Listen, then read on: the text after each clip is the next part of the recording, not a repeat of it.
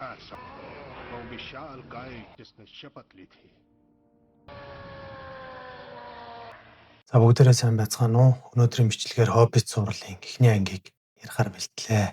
За бичлэг эхлэхийн өмнө бүгдээрээ subscribe дарж суугтаа нэгдээрэй. Киноны эхлэл хэсэгт нэгэн Hobbit өөрийн дүү болох Frodo түүх бичиж үлдээж байгаагаар эхэлнэ. Эрт цагт Дээл хэмээх бум бужигнаж түм түжигнсэн хот байжээ. Тэр хот Erebor уулын урд байрладаг байв. Erebor бол одоочуудын хаан тулс бөгөөд тэд уулыг нөхөлж бүхэл бүтэн хот байгуулсан улс юм. Одоочууд шилдэг археологч, геологч, уран дарахад бөгөөд үнэт эдл урлаачтаас гадна чадварлаг дайчин ардтан гэжээ. Тэд шуналдаа хөтлөгдөн уурхаагаа хэтэрхий гүн ухснаас болж нэгэн зүйлийг олсон юм. Энэ бол уулын зүрх Arkenstone байлаа. Одоочуудын хаан болох Tror түүнийг шүтэж өөрийн хаанчлалын бэлэг тэмдэг болгов. Газар газрын хаад ирж хүндэтгэл үзүүлдэг байлаа. Тэдний дунд бүр ээлбүүд хүртэл байв.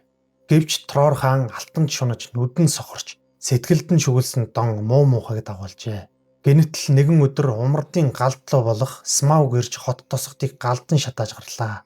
Одоочууд луунаас зүхтаж андын барилдлагатай ээлбүүдээс тусламж гоохот хариуд нь ээлбүүд наад хаалга хаа дүүд минь л гэж байна. Айсан бололтой. Их нутгаа алдсан Ereborын ард түмэн эзгүй зэлүүд тал хөндийгөөр дөрвж залуу ханхуу ард түмнээ дагуулan хэрэн гисэж явах боллоо.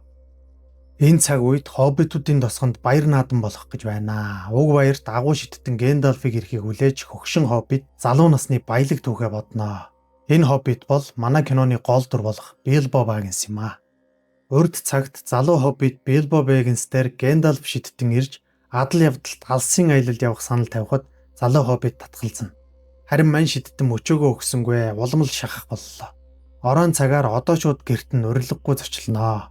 Тэд жижиг биетэй, махлаг, булчинлаг, хүчтэй, ууртай боловч үнэн ч ард түмэн юм. Тэд бяцхан хоббитын гэрт дураараа дүргэж, хоол унд гэр орныг нь босноолсон тул Bilbo шиттэн Гэндальф дуурлаж энэ баачкануудаа манай гэрээс зайлуул гэх боловч тэд аливаа юмыг засаж янзлах цэвэрлэгтэй тун гаргууд ажээ. Харин энэ үед гаднаас одоочуудын ханхуу Торин орж ирлээ. Тэгээд одоочууд ширээнд сууж аяллаа тухай зориг төлөвлөгөөг ярих болноо.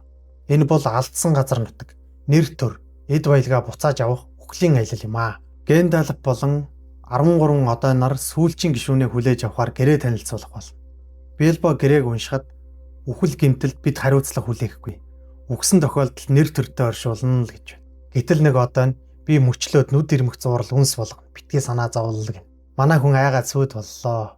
Бас олсон ашгаа яг тэнцүү 14 хуваан л гэж байна. Айлсан хоббитыг Гэндальф зоригжуулж чиний өвөөгийн ах морь унаж сэлэм эргүүлэн гоблины толгоогоор ёстой олно гольф тоглож байсан. Чи бол удамтай чинь бүү антер гэж сумлаж гарлаа. Маргааш нь нөхдүүд эртүүдэлжээ. Манай хоббит харин араас нь гэрээгээ бариад гүүх бөгөөд адал явдал хайгаар шийтсэн бололтой. Зоригтой л алах. Торин ханхуу одоо морь өгснөөр манай хүн аялалд нэгдлээ. Бусдын ч баяртай л байна.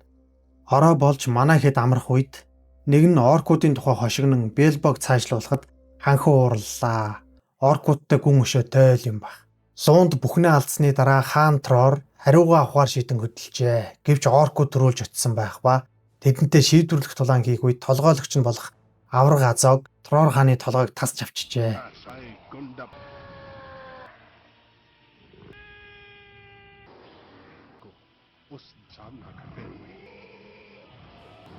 Өдөрдөгчгүй болсон одоочуудын өмнө зөвхөн үхэл ялагдал тулгаран ирэх үед залуу ханхуу Торын зэвхий орктой тулалдан гартаа хугархай модноос өөр зэвсэггүй байсан ч эцсийн мөчөд Азогийн гарыг тас завчин тулаан одоочуудын ялалтаар өндөрлөж байжээ.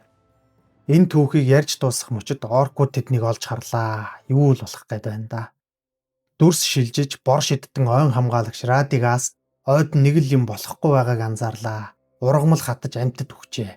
Хар шидийн хүч хуралдаж байгаа талаар мэдэрэн гүн харанхуй хар цайз руу явах бол аяллаа үргэлжлүүлж байгаа Гэндальф ээлбүүдээс тусламж гуй гэхэд Торин уурлаж тэд миний өвөөгөөс урвсан. Хизээч тэр новшнуудаас тусламж хүсэхгүй ухааны юм яриад шидтэн уурлуулж орхисон тул мань хүн хаашаа ч юм яваад өглөө.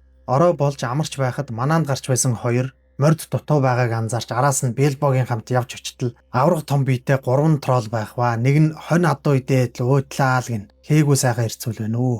Манай хүн мордоо хулгайлах гэж байгаа троллуудад баригдаж том бүтлгүй юм боллоо. Нөгөөдөл нь аврахаар дайр сэлмээрээ хөөхөн хатгаад л байна. Гэвч эцэст нь баригдлоо. Манай хэдийг барьж аваад шарж идэх нэ. Орон хоолны цэс эцэст нь солигдлоо гэд нөгөө гур баярлаад сүйд. Хоббит хэлж байна. Эднэр ёстой муухай амттай. Гой амтлаад идвэл яасан юм гэсэнд одоо ч уурлаж гарав. Яг үнэндээ манай хүн санаа гаргаж цаг хожижл байх шиг байна. Өнөө хэд ойлгож байгаа юм алгаа муу уруу өгч шантаач чинь юу ч гэнэ.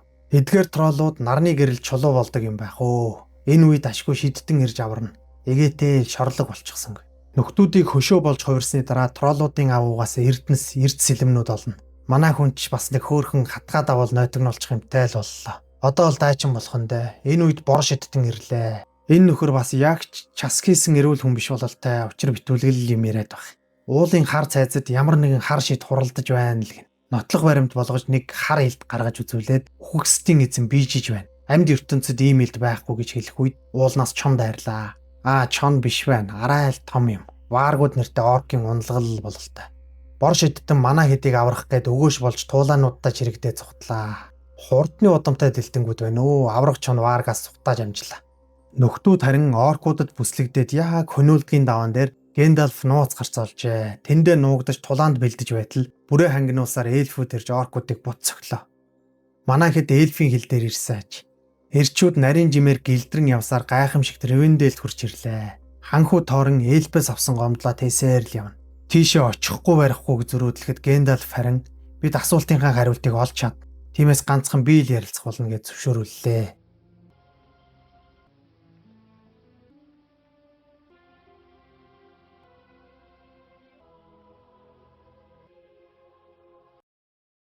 Эльфүүдийн удирдагч ухтан ирэхэд манай хэд шууд л өрөлт авч байна. Бас л зүстэй ирчүүч шүү.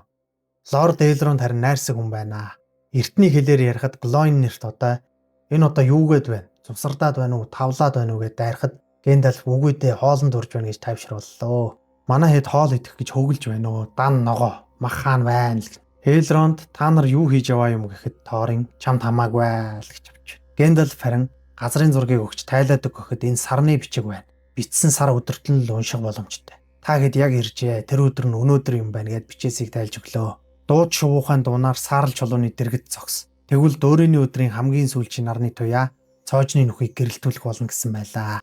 Дөөрийн өдөр болох ойртож байгаа тул манайхан яаравчлах хэрэгтэй бололтой. Энэ үед өрөөсөн гарт Азог дээр албат нь ирж хэлж байна. Одоочуудыг алдчихлаа. Эльфүүд гай боллоо гэхэд ууралсан Азог эгээтэй л өөрийгөө боомлчихсангүй. Харин албатаа бол нухчил байна. Лорд Элронд Гэндальфыг дагуулan Лотлорны хатан хүчрэхэг эльф Галадриэл авхаа дээр авч очлоо. Тэгсэн сарны гэрэлд гигэн их цэнэ минь гэж мөнхийн залуу үсгэлэнтэй ажээ. Тэнд мөн цагаан шидтэн Сарумаанч байна. Саруман Гэндальфт хандаж хийж байгаа аяллаа зогсоо. Зүгээр бай гэхэд Гэндальф ногоон өвхөж байна. Сауроны аюул занал хийж хар шид хуралдаж байгааг бор шидтэн анхааруулсан талаар хэлэхэд Саруман хариуд нь тэр бор шидтэн чи усан тэнэг амтан хит их мөөг идсэн гэж доромжилж байна шүү. Харин Галадриэл авхаа Гэндальф хоёр бодлороо ярилцаж энэ дотн юм байна өө. Нотлогоогоо гарга гэхэд нь Гэндальф хар илтээ гаргаж ирлээ. Энэ илт нэлээд алдартай бололтой шүү. Бүгд л үгүй байлгүй дээ гэдэл сандарч эхлэв. Гэсэн ч Саруман илт эсрэгүүцэж Саурон аль эрт үгүй болсон. Энэ боломжгүй энтер гэв. Энэ Саруман нэг л с ิจ гтэй байна да. Манай хэд эрт хөдөлжээ. Гэндальф авхаатай салах эсхийв. Романтика энэ хоёр бас. Хаттай уулаар явх үед чулуун үлэмж биетнүүд хад нүүлгэж хоорондоо баруун зүүн гараараа шидэлцэж манай хэд өвчөхгүй явах гэж үзэж тарж байна өө. Билбо маань нисэх шахаж бусд нь арайчуу амийг нь аврав. Ханхуу Торин энэ хэрэггүй хогийг дэмий авч явлаа гэж манай хүний бяцхан зүрхийг шархлууллаа. Арай гэж мултраад агууд амарч байх үед нь ганц гарт Азог гүйцээд иржээ. Үгүй юм ууртай байна тэр сарайг нь л харчих. Манай хүн гомдоод хамаг юмаа баглаж аваад явах нэ. Ханхуу Торины үг зүрхэнд нэхгүн орчтой. Гэвч унтаж байсан агуун нураад манай хэд гоблины хаанд улс руу орчихлоо. Мань хоббит нэг жижиг гоблинтэй үзэж байгаа доошоо унчих. Юу л болдог болтоо. Дээр байгаа хэд харин шууд баригдлаа. Гоблины хаан мань Ториныг таньж би чамайг өндөр үнээр авах нэг хүнийг мэдэх юм байна гэдэл өрөөсөн гарт хаан зарах нь л дээ. Тэгсэн Торин би тэрийг чинь айл эрт алсан л гэж. Хоббит Билбо маань игээ үхээгүй байх ба энд цувралын хамгийн зайлчин эвгүй дүртэй таарнаа. Тэр бол Голлум. Голлумтай таавар таалцаад ялсан хүснээ авахар тохиролцлоо. Манай хүн бол аюулгүй зам асууна. Харин нөгөөх Голлум гэгч чинь би Хоббит идэж үзээгүйгээд орон хоолны зэсээ шинчлэхэл юм ярьж байна. Тэдний харьцаа 2-2 болж тэнцэв. Тэгсэн манай хүн булхайцаад миний халаасанд юу байгаа вэ гэд Хээвнийг асуухад Голлум хариулж чадалгүй ялагдлаа. Үнэн хэрэгтээ манай хүн Голлумын нандин эрдэнэс болох бөгжийг нь халаасалчихсан л тууж яв. Билбо зүхтааж байгаад бөгжийг санамсаргүй зүүнээ үл үзэгдэгч болгодог шидтэй л юм байна. Ам молторох нь ойлгомжтой л боллоо. Гоблинуудын аримтай манай дээр байгаа хэд үзэж тарна уу. Бас л дайчаар түмэн шүү. Гэндалф бол тоглож байна дөө. Үе давдаг тоглоом шиг л гоблинт зориулсан ил дээр нөхдүүдийг бол хядах шиг л болж байна.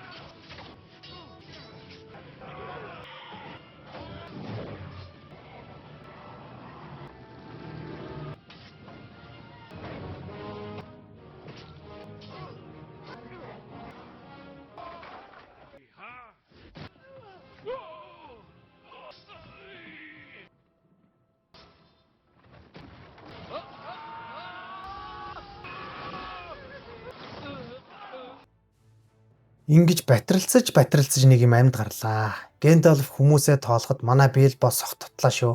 Тоорын ханхуу харин тэр зүгтсан. Угаасаа хэрэггүй гэхэд Билбо би энд байна. Та гэдэгт туслах гээд ирлээ л гэж байна. Ирхэн. Гэвч аюул ард үлдсэнгүй. Гол дайсан бол газаг гарч ирэн Тоор минийх бусдыг нь алалла гэж байна. Манай хэд зүхтаан явсаар хадны ирмэг дээр ирэхэд ганц гарт азоог ханхуу Тоорынд хандан аав чинь яг ингэж айж зүхтааж өгсөн гэж хорыг нь малтахад ухраг замгүй болсон Тоорын оркрист хилтэй бариад азоог руу дайрлаа. Сүржин харагдах хэдийч даанч барахгүй нэ. Өнөөх нь унаатай юм болохоор илүүрхэд байна. Азоогийн баруун гар болохоор Тоорын ханхуг яг алах нэ. Харин манай бяцхан хоббит эрлэхэгээр болсон гэдгийг харуулж Тоорыг аварч цүнх баригч оркийг алж үг дээдсийн түүхийг шинчиллээ. Энэ үед манай эрчүүд ч хүчтэй эсрүүцэл үзүүллээ. Харин Гэндалф одоо л шидтний хэргийг гаргаж авраг бүргэдийн зүрэг дуудаж амгарлаа.